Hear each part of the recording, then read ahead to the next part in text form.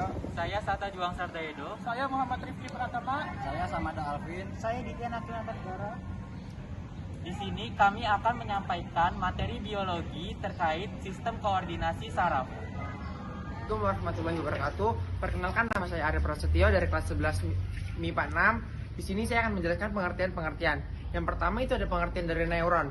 Neuron adalah sel saraf yang merupakan unit fungsional sistem saraf yang berfungsi dalam pengantaran sinyal atau impuls. Neuron terdiri dari beberapa bagian besar. Yang pertama itu ada badan sel atau perikarion, berfungsi mengendalikan metabolisme keseluruhan neuron. Yang kedua itu ada dendrit, yakni juluran sitoplasma yang relatif pendek, berfungsi menerima impuls dari sel-sel lain. Yang ketiga itu ada akson.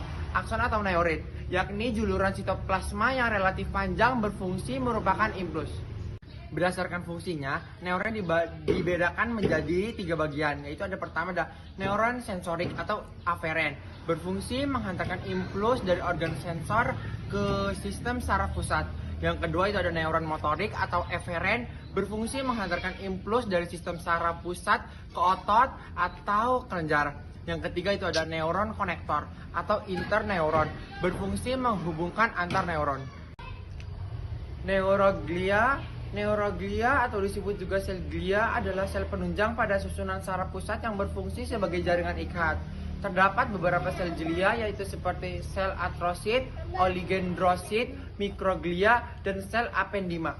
Sinapsis. Sinapsis adalah titik temu antara terminal akson salah satu neuron dengan efektor. Struktur sinapsis terdiri dari prasinapsis, celah sinapsis, dan pasca sinapsis. Pada celah sinapsis terdapat substansi kimia neurotransmitter yang berperan mengirimkan impuls. Impuls atau rangsangan adalah pesan yang diterima oleh reseptor atau tubuh dari lingkungan luar. Kemudian dibawa oleh neuron atau serangkaian pulsa elektrik yang menjalari disebut syaraf. Mekanisme penghantaran impuls. Penghantaran impuls dalam neuron terjadi secara konduksi yang melibatkan peran pompa ion natrium dan kalium serta melalui 3 tahap berikut. 1. Tahap polarisasi atau istirahat. Pada tahap ini, neuron tidak menghantarkan impuls, sehingga saluran ion Na+ dan K+ tertutup dan bagian luar membran bermuatan positif, dalamnya bermuatan negatif. Yang kedua, tahap depolarisasi. Tahap ini, neuron sedang dilalui impuls, saluran Na+ terbuka. Akibatnya, saluran ion Na+ masuk ke dalam sel. Muatan sel mengalami perubahan di mana bagian sel luar bermuatan negatif dan dalamnya bermuatan positif. 3. Tahap repolarisasi. Tahap repolarisasi terjadi ketika neuron sudah dilalui impuls. Hal ini mengakibatkan saluran Na+ tertutup dan tidak aktif. Sementara itu, saluran K+ terbuka sehingga ion K+ akan keluar dan menyebabkan bagian membran bermuatan negatif. Gangguan pada sistem saraf. Terdapat beberapa penyakit atau gangguan yang dapat menyerang sistem koordinasi saraf pada manusia. Di antaranya adalah meningitis, yaitu radang selaput otak akibat infeksi virus, bakteri, atau non-infeksi seperti alergi, obat, atau sarkoidosis. Yang kedua adalah stroke, yaitu penyakit saraf yang terjadi karena terganggunya pasokan darah ke otak akibat penyumbatan atau pecahnya pembuluh darah, sehingga menimbulkan kematian jaringan di otak. Yang ketiga ada encephalitis, yaitu peradangan jaringan otak yang biasanya disebabkan oleh virus. Yang keempat ada neuritis, yaitu gangguan pada saraf tepi akibat peradangan, keracunan, atau tekanan. Yang kelima ada gegar otak, yaitu bergeraknya jaringan otak dalam tengkorak sehingga menyebabkan perubahan fungsi mental atau tingkat kesadaran. Selain itu, masih banyak lagi gangguan yang menyerang sistem saraf manusia, seperti Alzheimer, multiple sclerosis, Bell's palsy, penyakit Parkinson, dan lainnya. Gerak sadar dan gerak refleks. Gerakan dapat dibedakan menjadi 2 macam, yaitu gerak sadar dan gerak refleks. Gerak sadar adalah gerak yang terjadi akibat disengaja atau disadari, sedangkan gerak refleks adalah gerakan yang dilakukan tanpa disengaja atau tanpa disadari. Proses pada gerak refleks dapat berlangsung cepat karena melewati jalur pendek dan tidak melewati otak.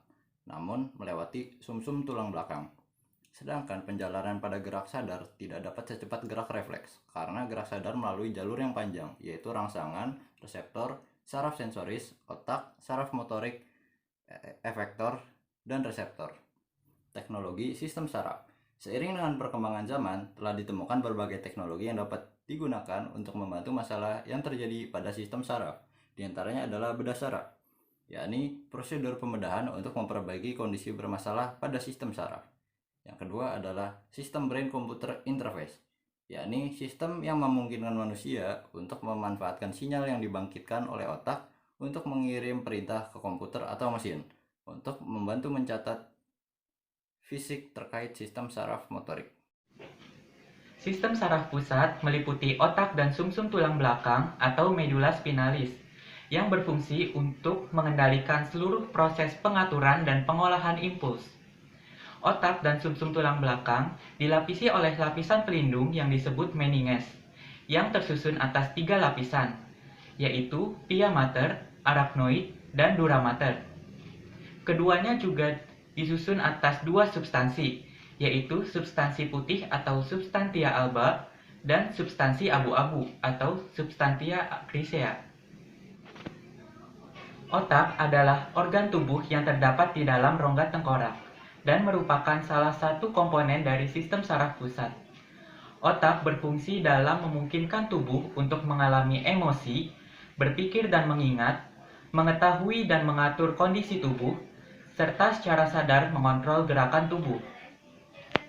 Otak terdiri dari beberapa bagian yang memiliki fungsi spesifiknya masing-masing.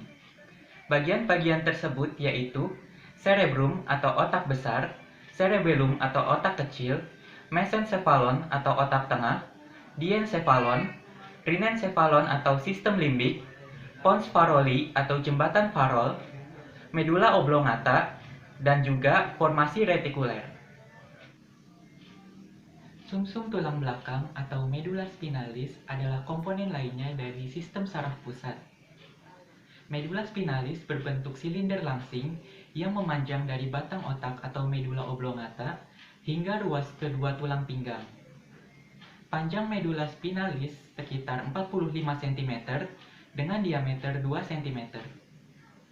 Fungsi dari medula spinalis adalah untuk mengendalikan seluruh aktivitas refleks dalam tubuh, komunikasi antara otak dengan seluruh bagian tubuh, dan juga menghantarkan rangsang koordinasi antara otot dan sendi ke cerebellum. Sistem saraf tepi terbagi menjadi 2 divisi, yaitu divisi afferent yang membawa impuls dari reseptor menuju sistem saraf pusat, dan divisi efferent yang membawa impuls dari sistem saraf pusat menuju efektor. Sistem saraf efferent terbagi lagi menjadi 2, yaitu sistem saraf motorik yang terdiri atas serat neuron motor pada otot rangka, serta sistem saraf otonom yang terdiri dari serat neuron pada otot jantung, otot polos, dan kelenjar. Berdasarkan fungsinya, sistem saraf otonom terbagi menjadi sistem saraf simpatis yang mendorong respons yang mempersiapkan tubuh untuk beraktivitas fisik berat dalam situasi darurat atau stres, dan sistem saraf parasimpatis yang bekerja dalam kondisi tenang dan mendorong fungsi tubuh untuk mencerna dan istirahat. Sistem saraf tepi merupakan sistem saraf yang tersusun atas jaringan saraf di luar otak dan medula spinalis sebagai sistem saraf pusat. Sistem saraf tepi meliputi saraf kranial yang berasal dari otak dan saraf spinal yang berasal dari medula spinalis. Pada sistem saraf tepi terdapat struktur ganglion yang mengandung badan sel neuron dan sel neuroglia yang ditunjang oleh jaringan ikat. Sistem saraf tepi berfungsi dalam pergerakan dan pengaturan organ-organ tubuh. Saraf kranial adalah saraf yang berasal dari otak dan terdiri atas 12 pasang saraf. Saraf kranial sebagian besar tersusun atas serabut sensor dan motor, akan tetapi beberapa hanya tersusun atas serabut sensor saja. Saraf-saraf kranial yaitu saraf olfaktori, optik, okulomotor, troklear, trigeminal, abdusen, fasial, vestibulokoklear, glosopharyngeal, vagus, aksesori, dan saraf hipoglosal. Saraf spinal terdiri atas 31 pasang saraf yang muncul dari segmen-segmen medula spinalis. Saraf spinal diberi nama sesuai dengan nama ruas tulang belakang, yaitu saraf serviks 8 pasang, C1 sampai C8, saraf toraks 12 pasang, T1 sampai T12, saraf lumbar 5 pasang, L1 sampai L5, saraf sakrum 5 pasang, S1 sampai S5, dan 1 pasang saraf koksiks. Fungsi saraf spinal yaitu untuk mempersarafi otot leher dan bahu, kulit kepala, dada, dinding abdomen atau perut, paha, genitalia luar, pinggul, pantat, dan kaki. Dari kami, kurang lebihnya mohon maaf. Wassalamualaikum warahmatullahi wabarakatuh.